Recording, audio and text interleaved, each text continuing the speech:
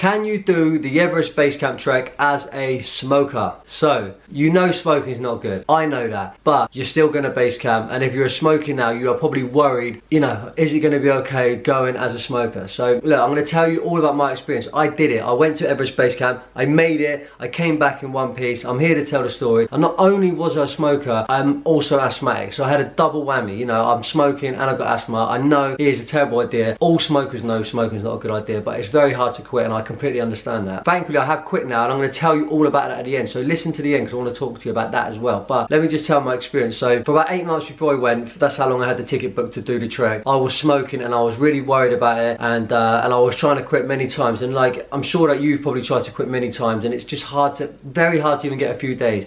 And a few points I managed to get like a week, and I always sort of fell for that, oh, just have one fag. You know, the idea would come in my head, or I'd see a friend and I'd say, oh, let's just have one cigarette. And I think, I only have that one, I've just quit for a week, I won't do any more. But every time you have the one or even half of a cigarette, it literally just like, it just gets you started again. And I know what it's like. It's frustrating to keep stopping and starting, and it takes so much willpower, and it's just, you know, it's freaking hard work, man. So I know what it's like. So if you're getting closer to going to base camp and you haven't quit, you know, don't worry about it. I've managed to do it, and I'm going to tell you, you're probably going to be alright. Do you know what I mean? So look, my experience is I get to Kathmandu, we fly over to Lukla, and as soon as I get to Lukla, I was a bit worried how I was going to feel at altitude. And the truth is, when I arrived, I did feel a bit out of breath. I felt the air was thin, and I felt like my chest was heavy. And the reason is just the air's thin. You're at altitude then, and I thought that might have been because I was a smoker and because I'm asthmatic. So I was a bit worried about that for the first hour, because I started to feel a bit like, oh god, I can tell the difference. And I'm thinking, I'm only at the start. I've got another like 12 days there and back. So I was a bit nervous, and that is completely normal. But the actual reality is, everyone in the group felt that. So whether you're a smoker or non-smoker, you're gonna feel the altitude. So that's completely normal. So in reality, nothing was really that different. And the thing I want to say as well is that I'm asthmatic and I was a smoker, and being in the mountain actually is better for your chest, because the air is a lot cleaner. When I was in Kathmandu, it was just like, you know, it was a lot of fumes and a lot of probably stuff in the air. And like, when you get to the mountain, you can just feel the air is so clean. You know, it's not city air, it's good. So if anything, if you're a smoker or you're asthmatic, you're gonna probably feel better than you normally would with the air. So, but you will experience altitude. So I'm going to show you a few tips to make you sort of get through it a bit better. And I'm going to say this as well, when you're going to Everest Base Camp and back, when you're on the mountain, I can guarantee that you won't want to smoke as much as you do. It's just, you naturally won't want to smoke. If you smoke 20 a day, I'll be surprised if you smoke 6 a day. And you know, like me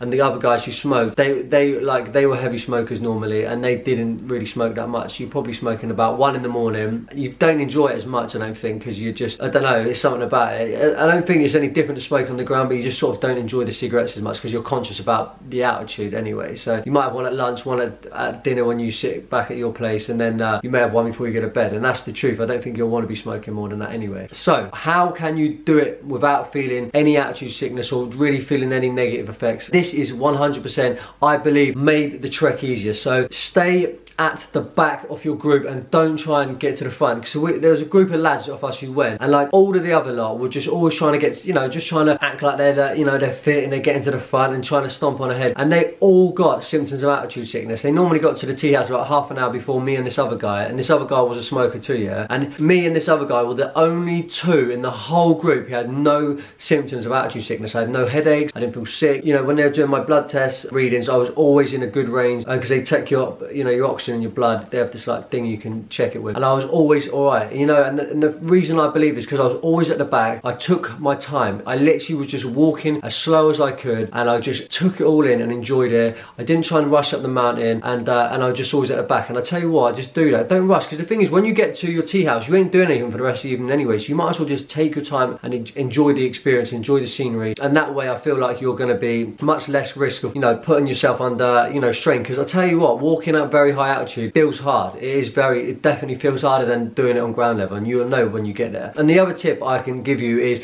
drink plenty of water. So literally, again, me and the smoker who made it there and back without any problems, he drank 4 to 5 litres of water a day, and I did too. And that's because the guide said drink 4 to 5 litres of water a day when you're at altitude. And the reason is because you're at altitude. Do you know what I mean? Your body's going to take a little bit more energy, and it takes a bit more to function at like its optimal level. So if you're fully hydrated, you're going to be really a lot better. And 4 to 5 litres is a lot. Do you know what I mean? It's probably double what most people drink, and you're going to probably pee all the time. Like, I was literally stopping behind rocks, peeing like every 5 minutes. But, you know, our guy said to do it, so I did it, you know. And I tell you what, I felt a lot better than everyone else. Everyone else was probably drinking 2 to 3 litres max. And you think most people, they, in real life, some people don't even drink 2 litres a day. Some people probably drink 1 litre at most. You know, most people drinking coffees and teas and like, you know, sodas or whatever, and they're not really drinking much water. So when they get on the mountain and they're drinking 3 litres a day, they think that is a lot of water, so they think that they're doing enough. But the reality is, you really need to be trying to get 4 to 5. And they sell 2 litre bottles, so try and drink 2.5 of them 2 litre bottles a day, and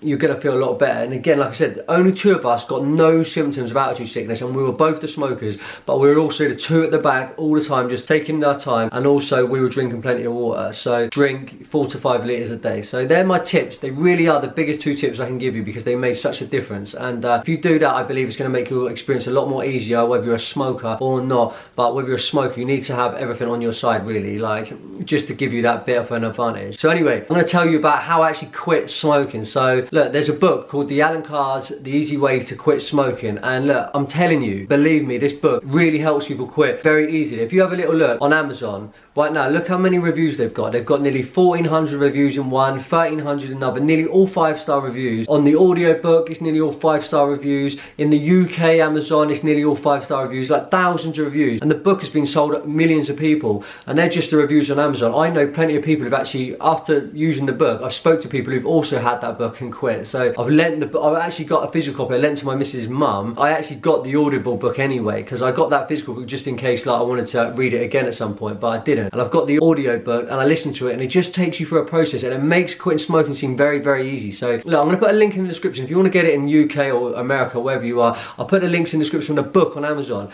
But if you actually don't really like reading books, you can get an audio version of the book for free, literally 100% for free, by going to audible.com and getting a trial. So they do like a month's trial. You sign up, don't pay anything to start with, and it's $10 a month if you're in America, £8 a month if you're in the UK, but you get 2 free books when you sign up. You don't need to finish the month, just get the books, listen to the audio books, and if you don't want to get any more books, and cancel before you get billed the first month. So you'll literally get the book for free if you want to do that. So I'm going to put a link in the description to go and get the Allen Carr's Easy Way to Quit Smoking. Now you can just see all the reviews. I'm telling you, I'm not just making that up. You can just read the reviews yourself. Everyone who reads that book literally finds smoking effortless, because normally it feels like willpower, you need to try hard to quit. With this book, it feels the opposite. It feels easy, like you actually look forward to quitting. So it's very strange. It plays with you know, your mind and how you think about smoking, and by the end you actually see smoking in a completely different light. So I'm going to put a link in the description for the books or the audio books, but definitely try that out. But if you're going, have a good time. I'm telling you, you're going to have an amazing time. Just literally don't worry about it too much. You'll be fine, as long as you're not really bang out of shape, and you're, you know,